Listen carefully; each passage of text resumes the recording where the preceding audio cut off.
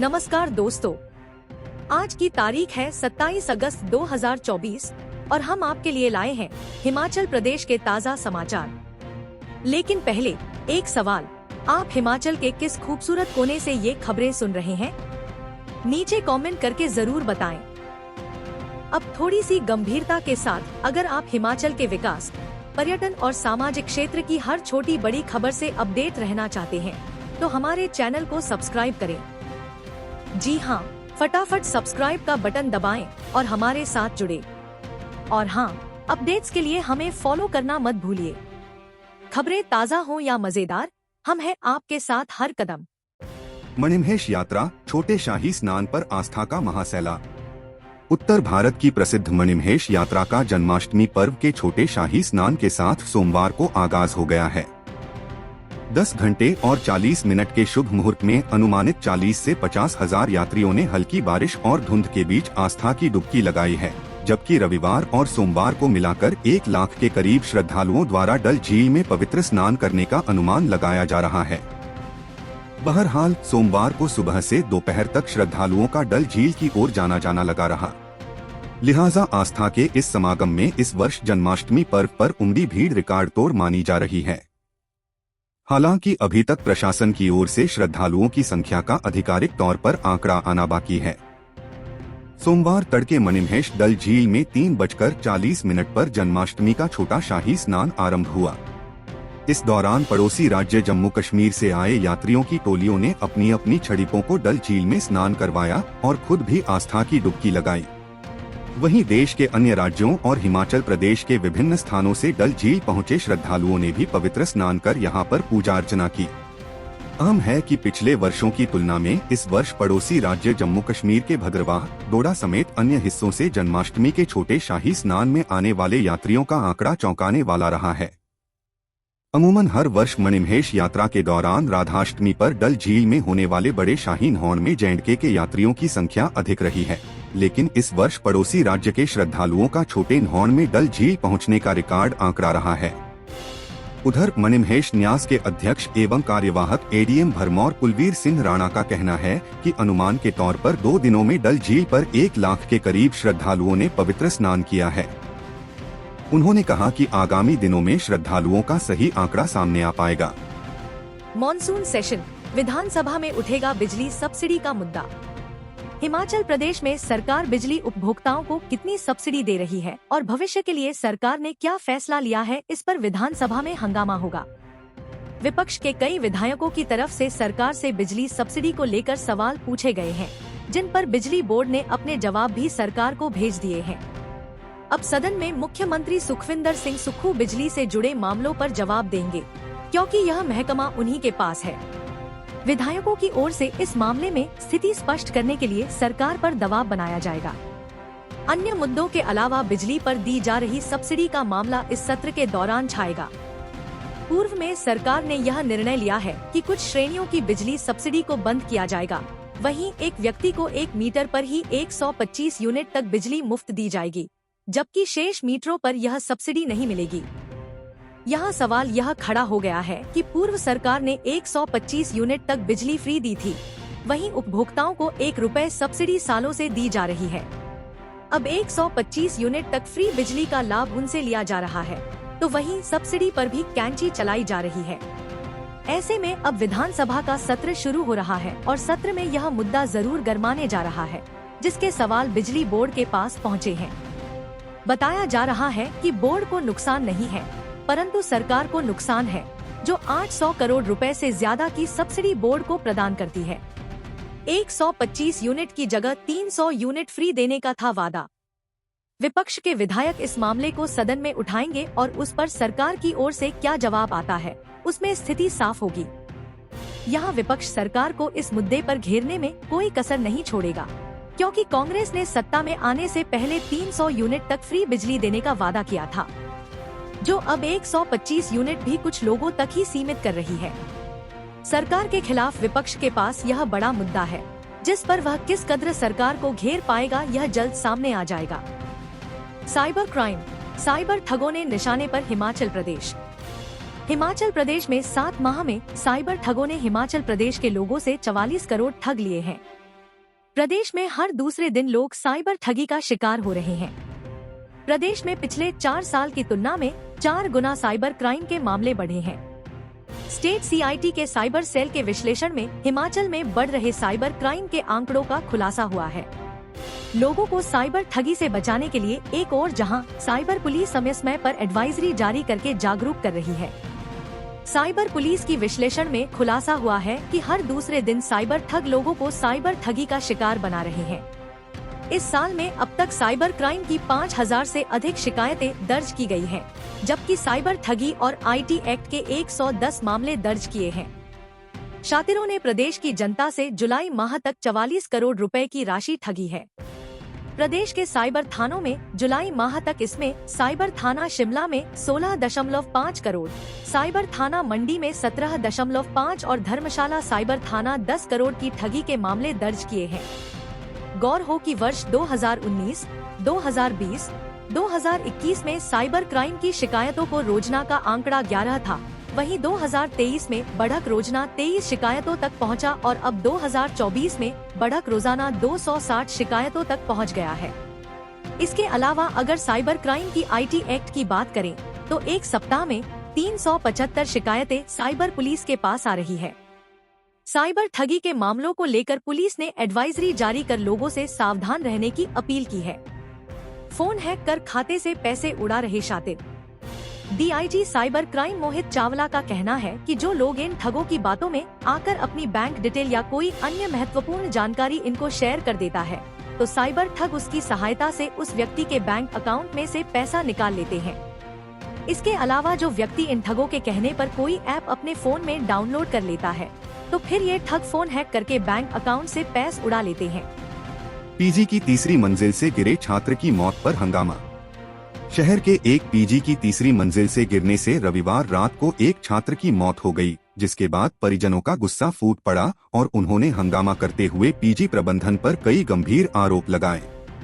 प्राप्त जानकारी के अनुसार एक अकादमी में JEE की कोचिंग ले रहा यह छात्र महज 16 साल का था। रविवार देर रात उसके गिरने की जानकारी PG प्रबंधन की तरफ से परिजनों को दी गई, जिससे परिजनों के होश उड़ गए। रात के समय ही PG प्रबंधन ने छात्र को उपचार के लिए मेडिकल कॉलेज हमीरपुर पहुंचाया, जहां पर चिकित्सकों ने उसे मृत घोषित कर दिया। बेटे की मौत के बाद परिजनों का गुस्सा फूट पड़ा। परिजनों ने PG प्रबंधन पर कई गंभीर आरोप लगाए। सोमवार को काफी समय तक परिजनों ने पुलिस थाना हमीरपुर में अपना विरोध जताया। इस दौरान परिजन PG प्रबंधन पर कई गंभीर आरोप लगा रहे थे तथा कार्रवाई की मांग कर रहे थे। मृतक आर्यव निवासी हटवाड़ जिला बिलासपुर का रहने वाला था। उसके पिता ने बताया कि रविवार रात 11:47 पर PG प्रबंधन की तरफ से फोन आया कि आपका बेटा तीसरी मंजिल से कूद गया है। मृतक के पिता ने बताया कि उसकी जब पहले बेटे से बात हुई थी तो उसने बताया था कि PG में खाने का सिस्टम सही नहीं है। इसे लेकर इसके साथ मारपीट भी की गई है। परिजनों का आरोप है कि हो सकता है कि रविवार रात के समय भी मारपीट की गई हो।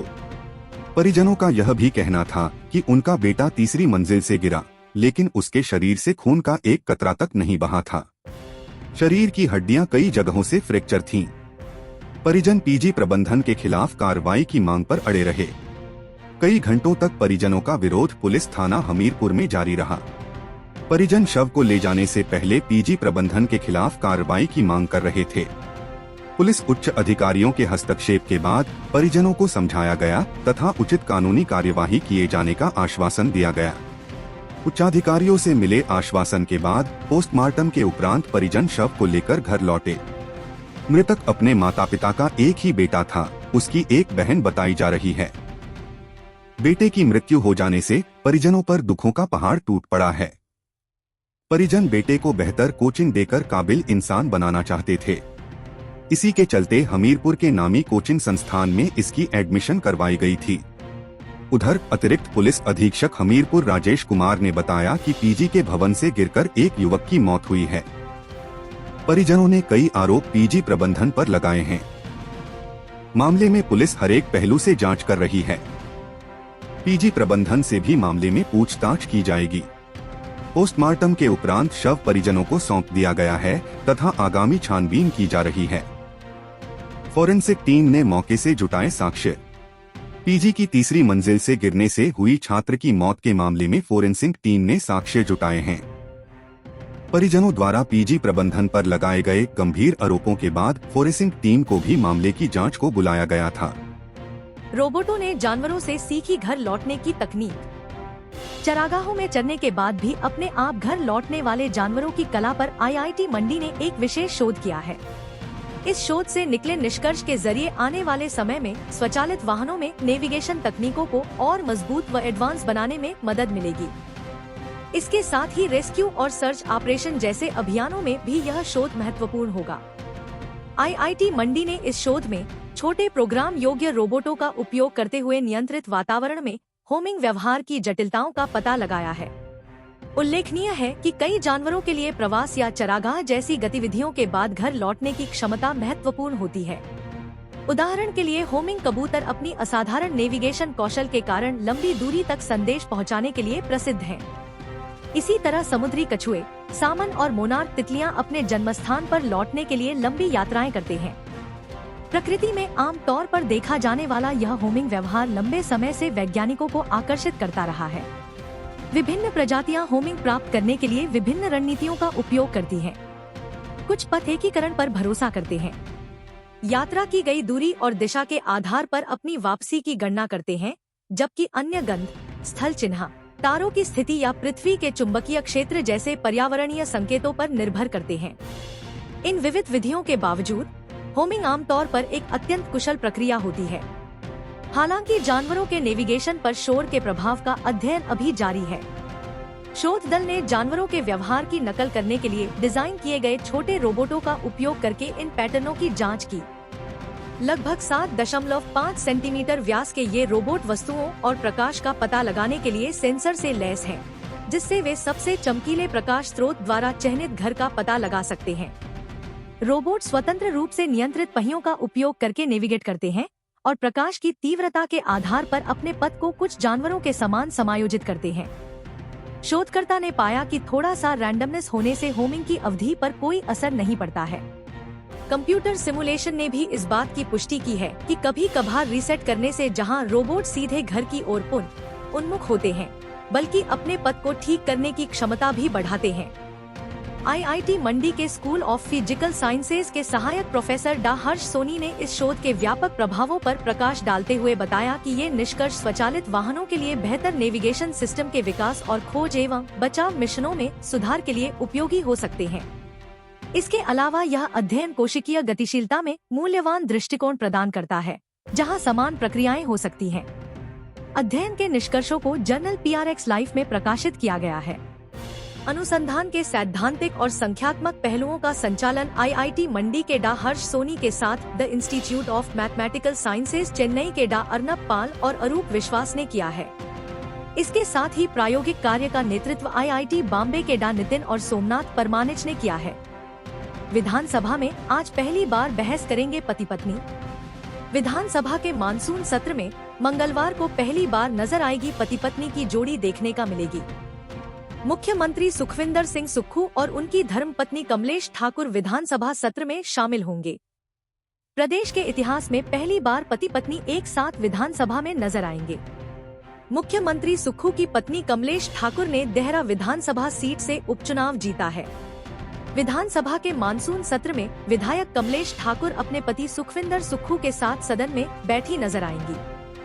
हालांकि इससे पहले पिता पुत्र के तौर वीरभद्र सिंह और विक्रमादित्य साल 2017 में जरूर विधानसभा में पहुंचे थे, लेकिन पति पत्नी पहली बार एक साथ सत्र में शामिल होंगे। अब विधानसभा में महिला विधायकों की संख्या भी बढ़कर 3 हो गई है। भाजपा की पच्छाद विधानसभा क्षेत्र से रीना कश्यप, लाहौल स्पीति से कांग्रेस की अनुराधा राणा भी मौजूदा विधानसभा में सदस्य हैं। देहरा से जीती है कमलेश।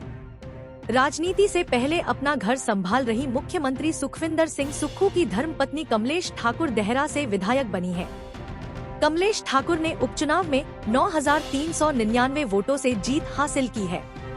इस जीत के साथ उनकी विधानसभा में एंट्री हो गई है। ऐसे में यह पहली बार है जब विधानसभा में पति और पत्नी एक साथ ही सदन का हिस्सा बनने जा रहे हैं। दोनों सत्ता पक्ष की ओर सदन में बैठेंगे। ऊना में पहले सेल्समैन को काटा, फिर किसानों पर किया हमला।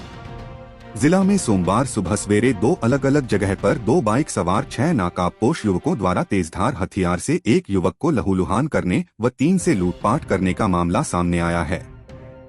पहला मामला स्वामी पेट्रोल पंप समूर पर 6 पंजाबी युवकों ने पेट्रोल भरवाने के पैसे मांगने पर 33 वर्षीय सेल्समैन पर तलवार से हमला कर उसे खून से लथपथ कर दिया, तो दूसरी जगह पालकवाह पोलिया रोड पर 3 किसानों पर तलवार से हमला कर लूटपाट करने का प्रयास किया। दोनों वारदातों को अंजाम देने के बाद शातिर मौके से फरार हो गए। पुलिस ने शिकायत के आधार पर मामला दर्ज कर जांच शुरू कर दी है। सोमवार सुबह नकाबपोश युवा स्वामी पेट्रोल पंप समूर में 890 रुपए का पेट्रोल भरवाने के लिए रुके और एक अन्य बाइक सवार 3 युवक पेट्रोल पंप से पीछे ही खड़े हो गए। सेल्समैन ने जब बाइक में पेट्रोल भरकर उनसे पैसे की डिमांड की तो पहले उक्त युवक पेटीएम करने की बात करने लगे। उसके बाद पैसों को लेकर उन्होंने विवाद शुरू कर दिया और पीछे खड़े उनके साथ भी मौके पर आ गए। विवाद बढ़े के बाद उक्त युवकों ने तलवार से सेल्समैन पर हमला कर दिया। अपना बचाव करते हुए सेल्समैन के दोनों हाथ कट गए, जिससे साथी अस्पताल ले गए, जहां दोनों हाथ में 8 टांके लगे हैं। 33 वर्षीय राहुल निवासी नंगल सलांगड़ी का रहने वाला है। दूसरी तरफ पुलिस थाना हरोली के तहत पालकवाह पोलिया रोड पर ऊना सब्जी मंडी में सब्जी बेचने जा रहे ठाकरा गांव के जीत कुमार ने बताया कि जब वह बाइक से सब्जी मंडी जा रहा था तो पालकवाह की चढ़ाई पर बने शिव मंदिर के पास 2 बाइकों पर सवार नकाबपोश 6 युवकों ने उसे रोक लिया, जिनमें से एक युवक ने तलवार लहराते हुए मेरा पर्स भी चेक किया, लेकिन मेरे पास कुछ नहीं था तो मुझे जाने दिया। इतने में पीछे आ रहे पूबोवाल गांव के पूर्ण सिंह व ठाकरा गांव का हरजिंद्र सिंह को भी सड़क में रोका, लेकिन वो उनके इरादों को भांप गए। जैसे ही उन्होंने मौके से भागने के लिए अपने बाइकों को भगाया तो नकाबपोशों ने उन पर तलवारों से हमला बोल दिया। एसपी राकेश सिंह ने कहा कि पुलिस ने दोनों मामले की जांच शुरू कर दी है। चैन कवर में छिपाई तलवारें। पेट्रोल पंप समूर के संचालक सुरेश कुमार ने बताया कि शातिरों ने उनके पंप से पेट्रोल भरवाने के बाद घटना को अंजाम दिया है। 2 बाइकों पर सवार 6 शातिरों ने अपने मुंह पूरी तरह से ढके हुए थे और नशे में धुत थे। बाइकों में नंबर प्लेट नहीं थी और न ही उनकी पहचान हो पा रही थी। तलवारों को बाइकों के चैन कवर के बीच में डाला हुआ था। मणिमहेश डल झील पर भक्तों स्थानीय लोगों में मारपीट। मणिमहेश यात्रा में जन्माष्टमी के छोटे शाही नहान के लिए डल झील पहुंचे जम्मू कश्मीर के यात्रियों और स्थानीय लोगों के बीच टकराव की स्थिति हो गई। इस दौरान मौके पर मुस्तैद पुलिस बलों ने दोनों पक्षों को समझाने के खूब प्रयास किए, लेकिन नौबत हाथापाई तक पहुंच गई। मामला उस वक्त बिगड़ गया जब जम्मू कश्मीर से पहुंचे यात्रियों ने स्थानीय लोगों द्वारा लगाए टेंट उखाड़े शुरू कर दिए। इस पर मामला भड़क गया और दोनों पक्षों में झड़प भी हुई है। यह घटना रविवार शाम की है। बहरहाल मौके पर तैनात पुलिस बलों और सेक्टर अधिकारी ने कड़े प्रयासों के बाद दोनों पक्षों को शांत करने में सफलता हासिल की। J&K के श्रद्धालुओं का कहना था कि वह मणिमहेश यात्रा के दौरान वर्षों से इसी जगह पर डेरा जमाते हैं। बावजूद इसके इस मर्तबा स्थानीय लोगों ने यहां पर अपने टेंट लगाकर उनके अधिकार वाली जगह पर अपना कब्जा कर लिया है। इसी बात को लेकर दोनों पक्षों में टकराव हो गया। मणिमहेश यात्रियों ने टेंट उखाड़े शुरू कर दिए, जबकि भीतर बच्चे व यात्रा पर आए लोग आराम कर रहे थे। करीब 1.5 घंटे तक डल झील के एरिया में दुकानें सजा कर खाना समेत चायपान की सुविधा प्रदान करने वाले स्थानीय लोगों ने हड़ताल कर दी और इन यात्रियों के खिलाफ नारेबाजी भी की। पुलिस के हस्तक्षेप के बाद मामले को शांत किया गया। सूचना पाते ही पुलिस बल और सेक्टर अधिकारी तुरंत मौके पर पहुंच गए। उन्होंने दोनों पक्षों से बातचीत कर मामले को सुलझाने का आग्रह किया। मणिमहेश मंदिर न्यास के अध्यक्ष एवं कार्यवाहक ADM भरमौर कुलवीर सिंह राणा ने कहा कि डल झील पर जगह को लेकर जम्मू कश्मीर के यात्रियों और स्थानीय लोगों के बीच विवाद होने की सूचना मिली थी। मौके पर तैनात पुलिस बलों व सेक्टर अधिकारी व कर्मचारियों ने दोनों पक्षों के बीच बातचीत करवाकर मामला शांत कर दिया था। बिजली दरें बढ़ाई तो प्रदेश से पलायन कर जाएंगे उद्योग। हिमाचल के सबसे बड़े औद्योगिक संगठन BBN उद्योग संघ ने कहा कि संकट के दौर से गुजर रहे उद्योग अब बिजली दरों में वृद्धि या सब्सिडी में कटौती के किसी भी कदम को सहन नहीं कर पाएंगे। उद्योग संघ ने कहा कि प्रदेश में रुकने के लिए उद्योगों के पास बिजली ही एकमात्र आकर्षण है, लेकिन इसकी दरें भी अगर पड़ोसी राज्यों के मुकाबले ज्यादा हो जाएगी तो उद्योगों के पास पलायन के अलावा कोई चारा बाकी नहीं रह जाएगा। बीबीएन उद्योग संघ के पदाधिकारियों ने बद्दी में आयोजित पत्रकार वार्ता में प्रदेश सरकार से आग्रह किया कि उद्योग हित में बिजली की दरों में किसी भी तरह की वृद्धि न करें। बीबीएन उद्योग संघ के मुख्य संरक्षक राजेंद्र गुलेरिया, वरिष्ठ उपप्रधान अनुराग पुरी, सलाहकार शैलेश अग्रवाल, महामंत्री वाईएस गुलेरिया, दिनेश जैन, मुकेश जैन, सहसचिव अशोक कुमार राणा, रामगोपाल अग्रवाल व प्रदीप शर्मा ने कहा कि हिमाचल में स्थापित उद्योग बुरे दौरे से गुजर रहे हैं और पलायन की दहलीज पर खड़े हैं। ऐसे हालातों में प्रदेश सरकार को उद्योग जगत के सहयोग के लिए आगे आना चाहिए, न कि किसी तरह का बोझ उद्योगों पर डालना चाहिए। उद्योग संघ ने कहा कि जब से प्रदेश में नई सरकार बनी है तब से लगभग 2 रुपए प्रति यूनिट बिजली की वृद्धि हो चुकी है।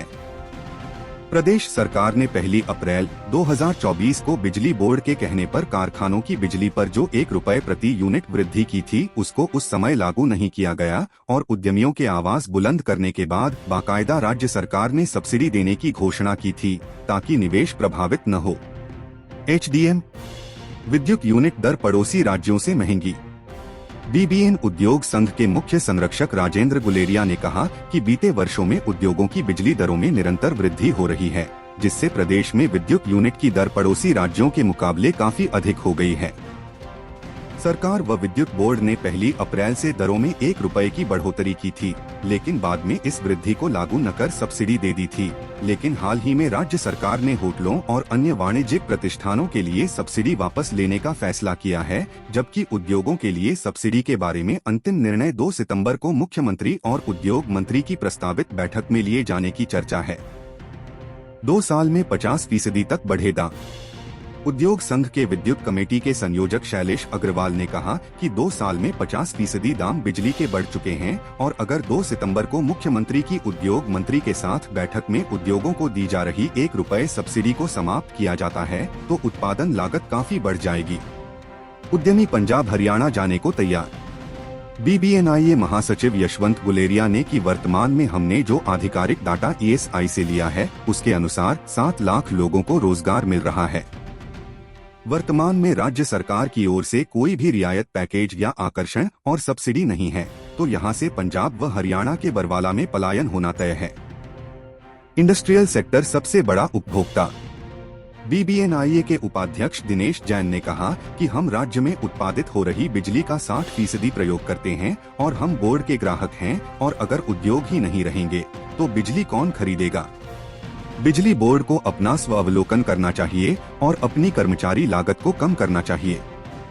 सत्र को सरकार पूरी तरह तैयार, विपक्ष करेगा सवाल। विधानसभा सचिवालय में मंगलवार से मॉनसून सत्र शुरू हो रहा है।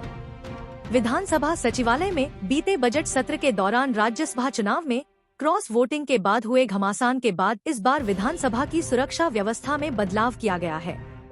विधानसभा में पुलिस की कड़ी सुरक्षा व्यवस्था की गई है। विधानसभा के मानसून सत्र के दौरान विधानसभा में हथियार लेकर आने पर पूर्णतः पाबंदी लगाई गई है। वहीं वाहनों को कैंडी चौक पर स्क्रीनिंग के बाद ही अंदर जाने दिया जाएगा। किसी भी केंद्रीय बल, सुरक्षा कर्मियों को भी हथियारों के साथ विधानसभा परिसर में प्रवेश नहीं दिया जाएगा। इस बार विधानसभा के मानसून सत्र में सुरक्षा कर्मी और वाहन चालक भी विधानसभा के बाहर गाड़ियों में ही रहेंगे। बजट सत्र के दौरान राज्यसभा चुनाव में विधानसभा परिसर में क्रॉस वोटिंग के बाद सीआरपीएफ के जवान विधानसभा में पहुंचे थे। इसके बाद अब मानसून सत्र के लिए विधानसभा परिसर दौरान पूरी तरह से सील किया गया है। किसी को नहीं मिलेगा प्रवेश। नियम 140 के तहत इस बार किसी भी शस्त्रधारी को विधानसभा परिसर में प्रवेश नहीं मिलेगा। सत्र के दौरान बिना पास तथा स्क्रीनिंग के कोई भी परिसर में प्रवेश नहीं कर पाएगा। 27 से 9 सितंबर तक शिमला शहर में पुलिस का पहरा रहेगा। विधानसभा के 10 गेट और 3 मुख्य गेट पर पुलिस की कड़ी सुरक्षा रहेगी। पुलिस की टीमें सीसीटीवी और ड्रोन से भी हर गतिविधि पर नजर रखेंगी। सभी गेटों पर मेटल डिटेक्टर लगाए जाएंगे। सुरक्षा में 426 जवान तैनात। मानसून सत्र के दौरान सुरक्षा के मद्देनजर वीआईपी गेट नंबर 1, 2 और 3 पर 2 विशेष कमांडो तैनात किए गए हैं। पुलिस अधिकारियों सहित करीब 626 जवान तैनात किए गए हैं। विधानसभा सत्र के दौरान सीआईडी की टीमें सादे कपड़ों में तैनात की जाएंगी। विधानसभा सत्र के कमांडो की विशेष टीमें तैनात की गई हैं। इसके अलावा स्टेट सीआईडी और विजिलेंस के अधिकारी और जवान सादे कपड़ों में तैनात रहेंगे। एसपी ने खुद संभाला मोर्चा। एसपी शिमला संजीव गांधी ने भी पुलिस अधिकारियों के साथ विधानसभा की सुरक्षा व्यवस्था का जायजा लिया। सचिवालय में मानसून सत्र को लेकर पुलिस फोर्स तैनात कर दी गई है। एसपी संजीव गांधी का कहना है कि विधानसभा सचिवालय में मानसून सत्र को लेकर सुरक्षा के कड़े प्रबंध किए गए हैं। उन्होंने कहा कि मानसून सत्र के दौरान किसी भी शस्त्रधारी को विधानसभा में प्रवेश नहीं मिलेगा। अंतर्राष्ट्रीय स्तर का बनेगा धर्मशाला कन्वेंशन सेंटर। अंतर्राष्ट्रीय स्टैंडर्ड से धर्मशाला में बन रहे कन्वेंशन सेंटर में एक साथ 5,500 से अधिक लोगों की बड़ी कॉन्फ्रेंस हो पाएंगी। प्रदेश का यह अपनी तरह का पहला ऐसा सेंटर होगा जहां एक छत के नीचे इतनी बड़ी संख्या वाली मीटिंग हो सकेंगी। इतना ही नहीं, यहां देश विदेश की होने वाली स्पेशल कॉन्फ्रेंस में आने वाले मेहमानों के लिए होटल से लेकर तमाम तरह की आधुनिक सुविधाएं मिलेंगी। धर्मशाला के जोरावर स्टेडियम में बनने वाले इंटरनेशनल स्टैंडर्ड के कन्वेंशन सेंटर पर करीब 150 करोड़ रुपए खर्च होंगे। इसकी टेंडर प्रक्रिया के बाद आगामी कार्रवाई चल रही है। आने वाले कुछ समय बाद धरातल पर इसका काम शुरू हो जाएगा। करीब 8 मंजिला बनने वाले इस भवन में 20 से 22 लिफ्ट लगाकर लोगों को आने जाने की सुविधाएं दी जाएंगी। इसी परिसर में वीआईपी रिहायशी कॉम्प्लेक्स भी बनाया जाएगा। इसके अलावा करीब 250 से 250 लोगों की क्षमता वाले 2 मल्टीमीडिया कक्ष, 260 की कैपेसिटी वाले 6 मीटिंग रूम, बड़ा पुस्तकालय, मेडिटेशन सेंटर और वेलनेस लॉज, 330 की क्षमता वाला भोजनालय, 100 की क्षमता वाले 3 कॉन्फ्रेंस कक्ष, 1200 छोटी गाड़ियों और 15 बसों को खड़ा करने के लिए पार्किंग की व्यवस्था यहां पर रहने वाली है। इसके अलावा रिहायशी एरिया अलग से बनाया जाएगा, जिसमें 10 VIP suit, 70 deluxe bedroom, restaurant और स्विमिंग पूल भी बनाया जाएगा। यहां काम करने वाले स्टाफ के लिए भी 8 अपार्टमेंट बनाए जाएंगे जो 2 बीएचके के होंगे। इतना ही नहीं, करीब 600 लोगों की क्षमता वाला थिएटर भी बनाया जाना प्रस्तावित है। अब आसानी से होंगे अंतर्राष्ट्रीय आयोजन। इस तरह के अनोखे एवं भव्य कन्वेंशन सेंटर में हर वह सुविधा होगी जहां पर नेशनल व इंटरनेशनल स्टैंडर्ड की सबसे बड़ी क्षमता वाली कॉन्फ्रेंस हो पाएंगी। G20 की मेजबानी कर चुके धर्मशाला में इस बहुआयामी सेंटर के बन जाने से देश दुनिया की कई नामी कंपनियां और सरकारी व गैर सरकारी अनेकों कॉन्फ्रेंस यहां पर आसानी से हो सकेंगी। क्षेत्र में रोजगार के द्वार खुलेंगे। अंतर्राष्ट्रीय कन्वेंशन सेंटर धर्मशाला पर्यटकों को आकर्षित करने के सबसे बड़े केंद्र के रूप में विकसित होगा। न केवल पर्यटन के क्षेत्र में, बल्कि इस अपनी तरह के अनोखे सेंटर के संचालन में भी दर्जनों लोगों को रोजगार मिलने वाला है। ऐसे में यह बहुप्रतीक्षित प्रोजेक्ट हिमाचल के विकास में मील का पत्थर साबित होगा। हम अपने राज्य के विकास में योगदान देने में गर्व महसूस करते हैं और हमें उम्मीद है आने वाले दिनों में हमें और भी अच्छी खबरें मिलेंगी। इन खबरों को अधिक लोगों तक पहुंचने के लिए कृपया हमारा कंटेंट शेयर करें, साथ ही हमारे चैनल को सब्सक्राइब करें और अपडेट के लिए हमें फॉलो करें।